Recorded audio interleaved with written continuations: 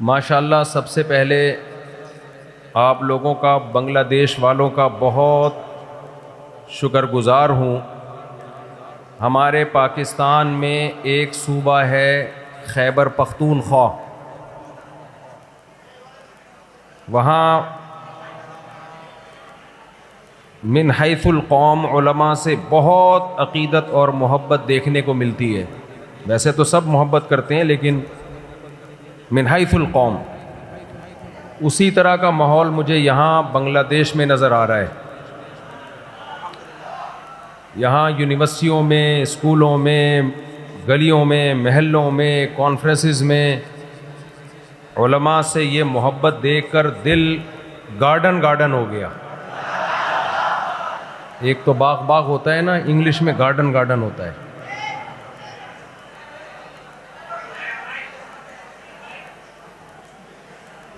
مجھے بیان کے لیے 15 سے 20 منٹ دیے گئے ہیں۔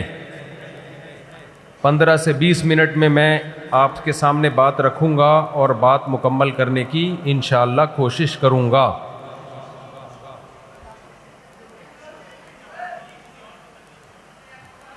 دیکھو بھائی، بنگلہ دیش کی آبادی 18 سے 20 کروڑ تک آفیشلی کہا جاتا ہے کہ مسلمان ہیں۔ مسلمانوں کا ایک بہت بڑا کنٹری ہے۔ مجھے بڑی خوشی ہوئی، یہاں چھٹی بھی جمعے کے دن ہوتی ہے، اس لیے کہ مسلمان جمعے کو چھٹی چاہتے ہیں۔ اتنی بڑی تعداد میں انفلوئنس ان کا علماء کا اتنا زیادہ ہے۔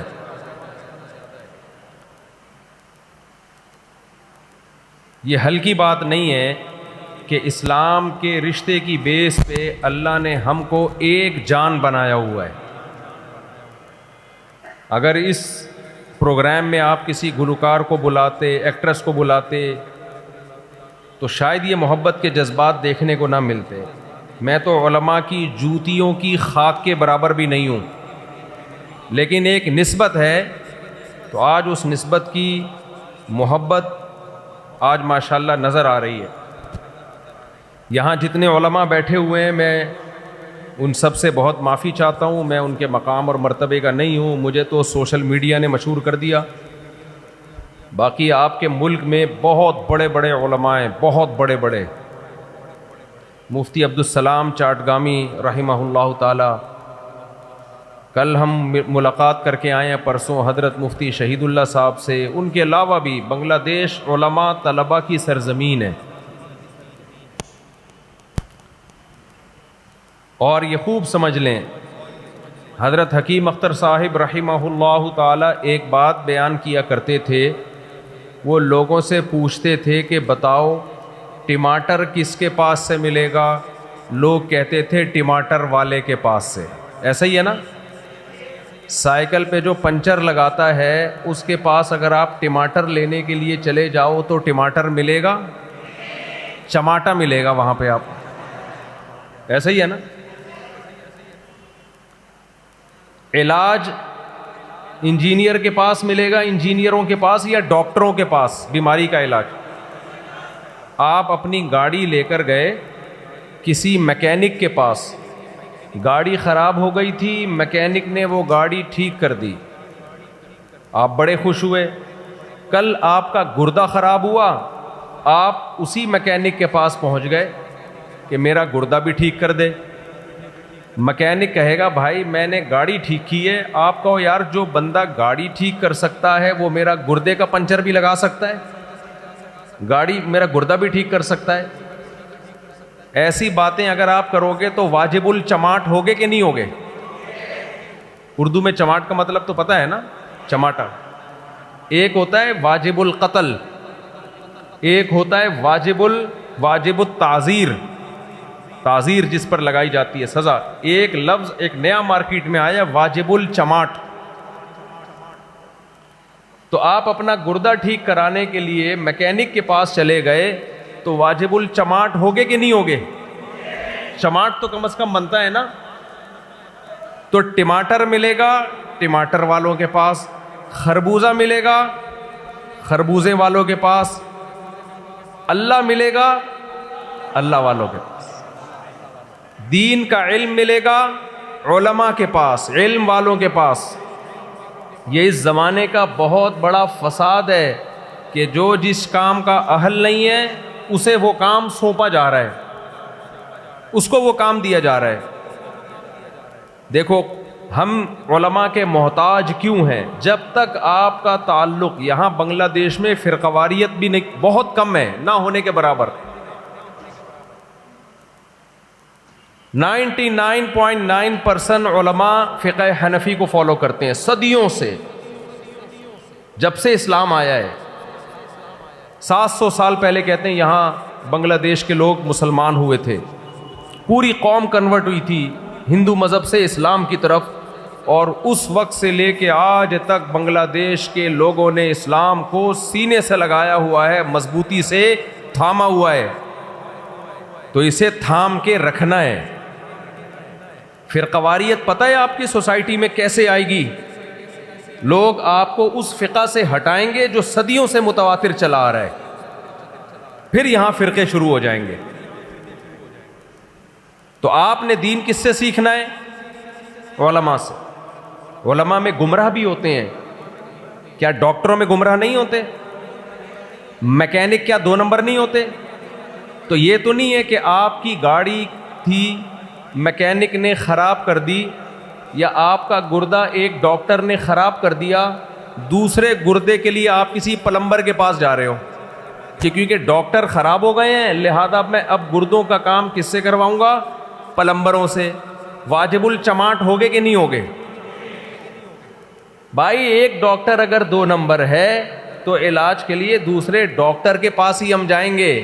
یہ نہیں ہوگا کہ ایک ڈاکٹر خراب ہے تو اب چونکہ ڈاکٹر خراب ہو گئے ہیں لہذا گردوں کا علاج ہم کس سے کروائیں؟ میکینک سے. میں سمجھا پا رہا ہوں اپنی بات؟ اچھا علماء کہتے کس کو ہیں؟ اس کو خوب اچھی طرح سمجھیں. علماء کسے کہتے ہیں؟ قرآن نے ہمیں بتایا کہ علماء کسے کہتے ہیں. قرآن کے الفاظ دیکھو، اللہ فرماتے ہیں هو الذی بعث فی الامیین رسولا منہم یتلو علیہم آیاتہ ویزکیہم ویعلمہم الکتاب والحکمہ. اللہ نے فرمایا کہ ہم نے محمد صلی اللہ علیہ وسلم کو بھیجا. محمد صلی اللہ علیہ وسلم کا کام کیا ہے؟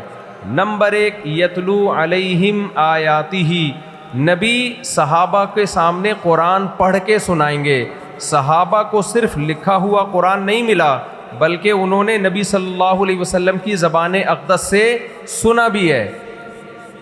پھر تابعین نے اس قرآن کو سنا صحابہ سے، تبع تابعین نے کس سے سنا؟ تابعین سے. یہ سلسلہ سینہ بسینہ صدیوں تک آج تک چلا آ رہا ہے. اگر کوئی قاری کہے کہ میں نے کسی استاد سے نہیں پڑھا، میں نے ڈائریکٹ قرآن پڑھ کے تجوید سیکھی ہے، اس قاری کا پڑھا ہوا معتبر ہوگا؟ نہیں. وہ قاری واجب الچماٹ ہوگا کہ نہیں ہوگا؟ اب ایسا نہ ہو میرے جانے کے بعد چماٹے لگانا شروع کر دو، یہ بھی واجب الچماٹ ہے، یہ بھی واجب الچماٹ ہے. یہ اصطلاح ہے، ٹرم ہے. اس قاری کا سلسلہ متصل نبی صلی اللہ علیہ وسلم تک پہنچنا ضروری ہے. وہ قاری کہے گا میں نے اپنے استاذ کو ایسے سنا، اس استاذ نے اپنے استاذ سے ایسے سنا، ہوتے ہوتے ہوتے ہوتے کہاں تک پہنچے گا یہ سلسلہ؟ نبی صلی اللہ علیہ وسلم تک. اللہ نے اپنے نبی کے ذمہ دوسرا کام کیا لگایا؟ وَيُعَلِّمُهُمُ الْكِتَابَ. نبی صلی اللہ علیہ وسلم صحابہ کو کتاب پڑھائیں گے بھی اور سکھائیں گے بھی. اب بتاؤ قرآن جو ہے یہ اردو یا بنگلہ دیشی زبان میں نازل ہوا تھا یا عربی میں نازل ہوا تھا؟ عربی میں. اور صحابہ کی مدر لینگویج کون سی تھی؟ عربی تھی. تو ان کو کیا ضرورت تھی کہ نبی ان کو قرآن سکھائیں؟ بھائی قرآن تھا، وہ پڑھ کے سیکھ جاتے. ان کے لیے تو آسان تھا نا. آج بہت سے لوگ کہتے ہیں ہم نے کسی استاد سے نہیں پڑھا دین کا علم، ہم نے کتابیں پڑھ کے خود علم حاصل کیا ہے، خود کتابوں سے ہم نے ڈائریکٹ سیکھا ہے.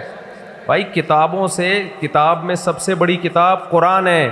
قرآن کہہ رہے صحابہ ڈائریکٹ قرآن سے نہیں سیکھیں گے بلکہ ان کو سکھائیں گے محمد صلی اللہ علیہ وسلم. اگر محمد صلی اللہ علیہ وسلم صرف کتاب دے کے چلے جاتے, قرآن سکھاتے نہیں, تو کیا صحابہ کو قرآن آ جاتا؟ نہیں آتا. اب مجھے ایک بات بتاؤ, جب صحابہ قرآن سیکھنے میں نبی کے محتاج, تو تابعین ڈائریکٹ قرآن سیکھ سکتے ہیں؟ یقیناً وہ صحابہ کے محتاج. پھر تبع تابعین کس کے محتاج؟ تابعین کے.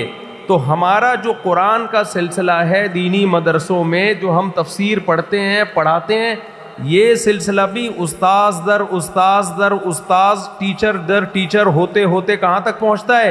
نبی صلی اللہ علیہ وسلم تک. جس شخص کا یہ سلسلہ نبی تک نہ پہنچے, اس کا قرآن کی تفسیر کرنا اور لوگوں کو سمجھانا وہ قابل اعتبار نہیں ہے, اور ایسا شخص واجب الچماٹ. تیسری چیز, وَيُعَلِّمُهُمُ الْكِتَابَ وَالْحِكْمَةَ, نبی نے قرآن کے علاوہ بھی چیزیں سکھائی ہیں جس کو حکمت کہا ہے قرآن نے, وہ حدیث ہے. نبی صلی اللہ علیہ وسلم نے حدیث صحابہ کو سکھائی, صرف پڑھائی نہیں ہے بلکہ سکھانا الگ چیز ہے, پیش کرنا الگ چیز ہے.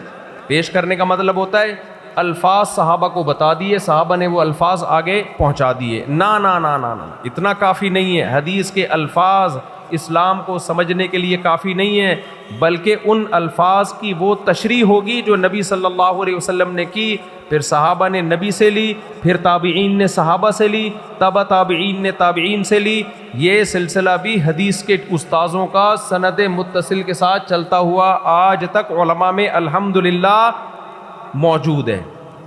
تو انہی علماء کا علم معتبر ہوگا جو قرآن و سنت کو اپنے استاذ سے سیکھیں, اس استاذ نے اپنے استاذ سے, اور وہ یہ سلسلہ ہوتے ہوتے کہاں تک پہنچ رہا ہو؟ نبی صلی اللہ علیہ وسلم تک. اگر بیچ میں کوئی نیا اسکالر مارکیٹ میں آتا ہے, جو کہ آج کل ہول سیل کے حساب سے آ رہے ہیں, اور وہ کہتا ہے میں خود سے سمجھتا ہوں, میں کسی سے سیکھتا نہیں ہوں, میں نے خود قرآن و سنت کو اپنی عقل سے سمجھا ہے, تو سمجھ لو مارکیٹ میں ایک نیا فرقہ لانچ. میں نہیں کہہ رہا مولویوں میں علماء میں 2 نمبر نہیں ہوتے. بھائی اگر 2 نمبر ہوتے ہیں تو 1 نمبر کو تلاش کرو, 1 نمبر بھی ہوں گے, یہ نہیں ہو سکتا.